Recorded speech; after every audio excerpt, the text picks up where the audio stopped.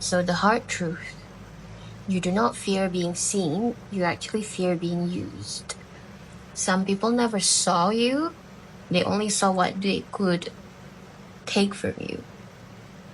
Some people didn't love you, they just love your availability, they love your energy, they love your silence.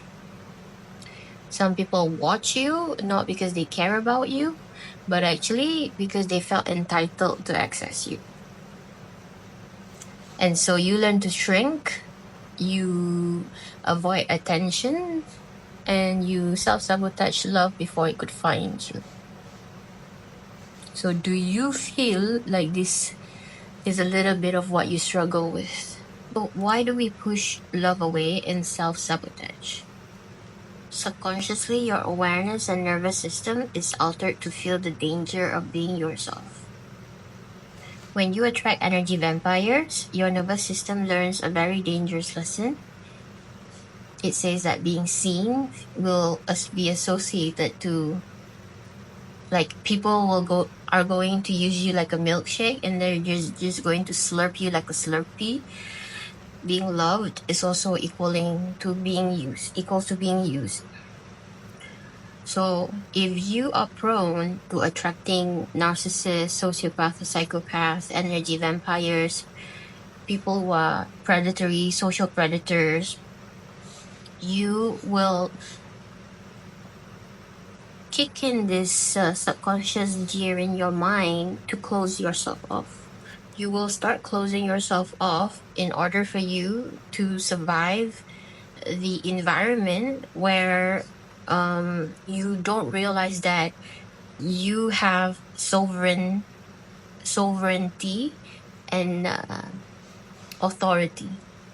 So one thing about this whole fear of being visible and fear of being seen is the idea that you are a sovereign being, that you are your own authority.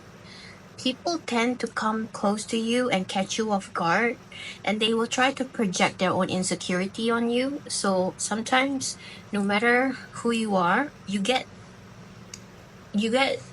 hooked and baited to not act like yourself. You will start acting like you're timid. Like, certain part of you have timidity, like being timid, shy. But there's part of you where you know you are confident, that you know that you can speak well, you know that you in the right setting, you can be yourself. But there will be, at some point of time, people will be so desperate. Like, they're so desperate to feel safe that they will get under your skin. They will get under your skin and ask and beg you. They will beg you, please trade your strength with my shame, my insecurity. Please take this off me.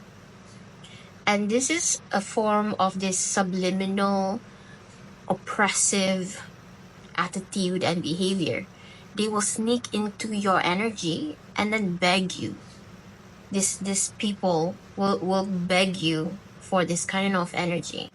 So the reason I can point this out is because I did see this happening. Because sometimes people don't want to be responsible for their emotional baggage, and then they don't want to, like,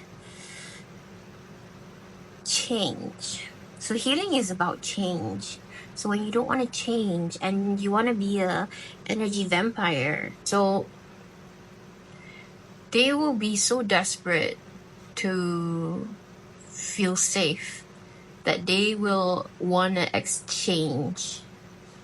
They will want to trick you when you are feeling unguarded, when you're exhausted and drained. That is when they will hunt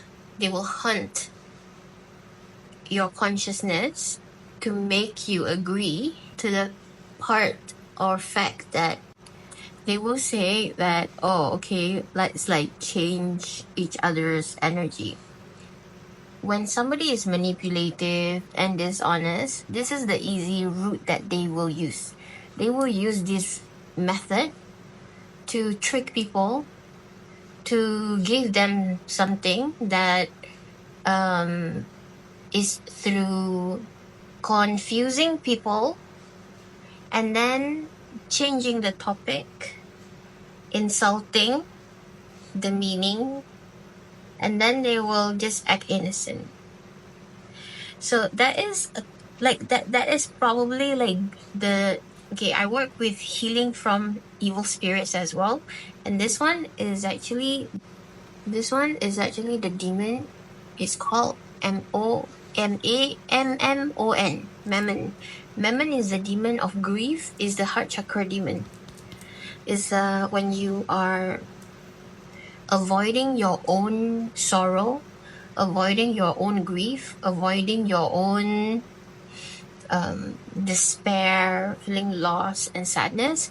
Because this is a demon or evil spirit or a shadow. It can be that variety of presence, but what they do is that they wanna suck your consciousness. It's like it is an entity. It is an energy parasite. It's an actual, like the demon. Like in Harry Potter, the ghost that sucked the light out of Harry Potter's all his good memories. All his good memories become like really, all the good memories is disappearing, and all the darkest, agonizing, painful memories become emphasized. This is what they do. Some people, they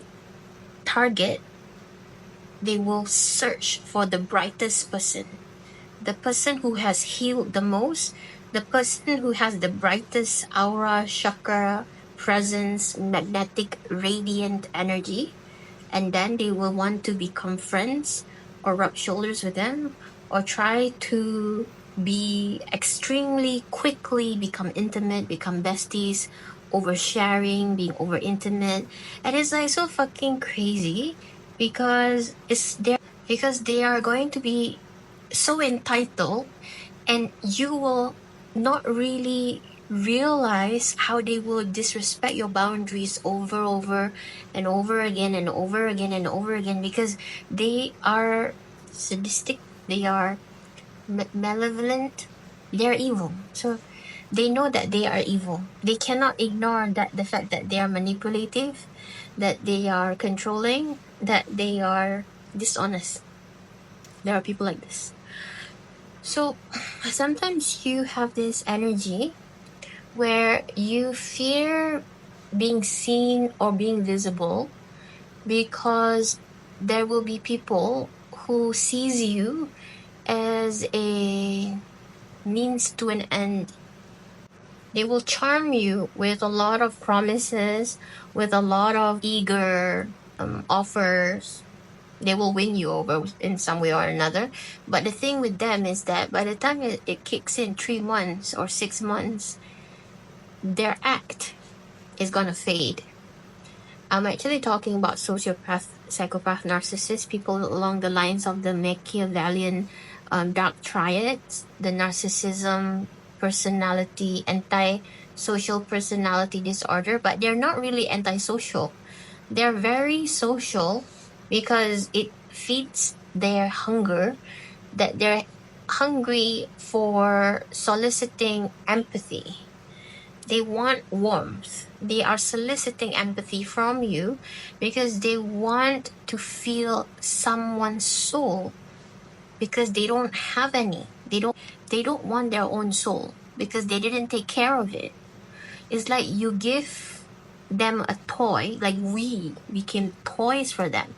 Good people who have recovered from major mental health issues, if you have been a very depressed person and you've built some sort of level of happiness, gratitude and joy, they search for these people. They search for people like us. They don't want to heal their own issues. They want to take what is yours. They want to take your identity. They are not even fucking humans when they do this.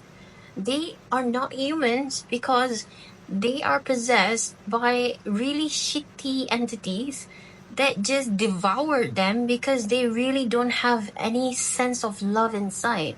They expect you to love them. They attracted to the light that they never built. They didn't build that light. They are attracted to everyone else's lives except their own.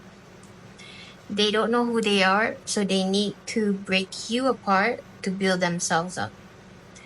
So this type of people, they are really like disrespectful, and it's gonna be very hard for them to even make any authentic friends because they're not real friends. They're not kind. They're not even kind to themselves. And it's gonna be something that they're always going to struggle with, like narcissists, people who will never be vulnerable and honest will never heal, ever. Because in order for you to be a human, you need to accept that you can make mistakes and you have made mistakes. And if you cannot agree that you've made mistakes, then that is going to be the reason you will fall in many areas of your life. But you can still be a fake person and then find other fake people to be fake together. So why we push love away and self-sabotage? Earlier on, I said the issue is also about your sovereign. It's about your authority. When somebody comes to you to intimidate you enough that you shrink yourself, that they threaten you with this silent, sinister code, I'm going to tell you the only reason some people can use certain amount of fear is because the fear exists within them. If they have been abused, if they have been beaten, if they have had a gun pointed to their head and the fear makes them crawl underneath their own skin, everybody has different level of unseen fears. When that fear is unrecognized, that fear becomes a magnet for many entities and demons to commune together, to group. And this denial of fear, the trauma that had happened to each individual children that had endured extreme either physical abuse, sexual abuse, emotional, psychological abuse, verbal abuse,